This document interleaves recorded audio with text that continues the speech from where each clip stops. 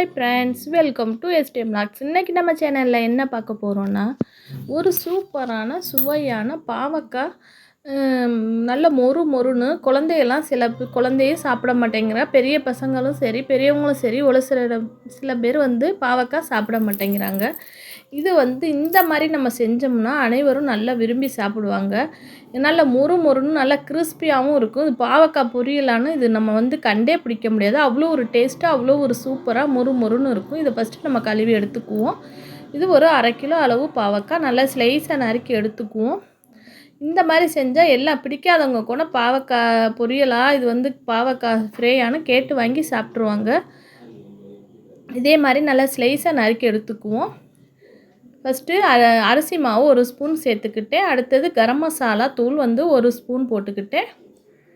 அடுத்தது கார்ன்ஃப்ளவர் மாவு 1 ஸ்பூன் சேர்த்துக்கோங்க. கார்ன்ஃப்ளவர் மாவு 1 ஸ்பூன் அதையும் நல்லா சேர்த்துக்குவோம். அடுத்தது மிளகாய் பொடி.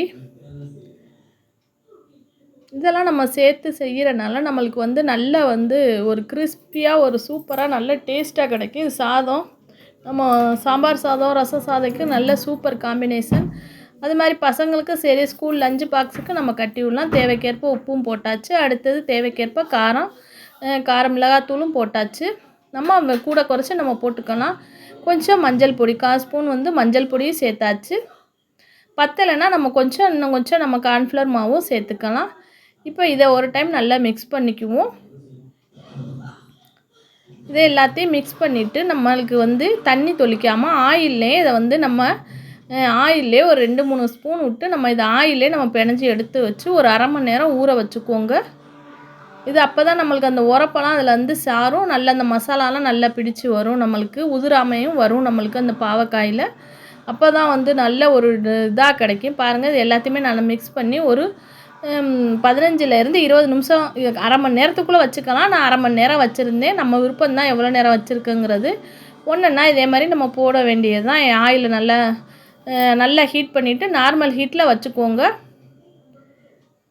இதே மாதிரி நம்ம கொஞ்சம் கொஞ்சமாக எடுத்து ஒவ்வொரு பேஜாக பொரித்து எடுக்க வேண்டியது தான். பாருங்கள், நல்லா வேகுது. கொஞ்சம் நேரம் ஆகும் வேகிறதுக்கு. நம்ம சிம்மில் வச்சு நம்ம இதை வறுத்து எடுக்கணும். நம்மளுக்கு மசாலாவும் இது கார்ன்ஃப்ளவர் சேர்க்குறனால நம்மளுக்கு மசாலாவும் உதிராது. பாருங்கள் எப்படி மொறு மொறுன்னு நல்ல ஒரு கிறிஸ்பியாக ஒரு சாப்பிட்றதுக்கு அவ்வளோ ஒரு டேஸ்ட்டாக. நம்ம பாவக்காய் பொரியலான்னு கேட்பாங்க. 65 டேஸ்ட்டுக்கு கிடைக்கும். நம்மளுக்கு சிக்கன் 65 டேஸ்ட்டுக்கு கிடைக்கும் இந்த பாவக்காய். நம்ம இது மாதிரி செஞ்சு சாப்பிட்டோம்னா அவ்வளோ ஒரு சூப்பராக இருக்கும். இந்த மாதிரி நீங்களும் மறக்காமல் செஞ்சு பார்த்துட்டு எனக்கு கமெண்ட் பாக்ஸில் தெரிவிங்க. தேங்க்ஸ் ஃபார் வாட்சிங். Bye bye friends.